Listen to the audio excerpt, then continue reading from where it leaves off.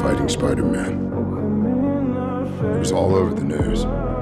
Green Goblin impaled with a glider he flew around on.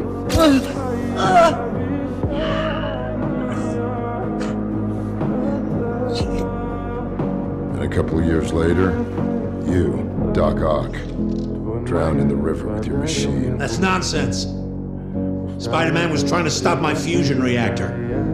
So I stopped him. I had him by the throat. And then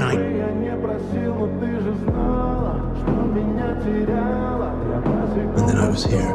I will not die, monster.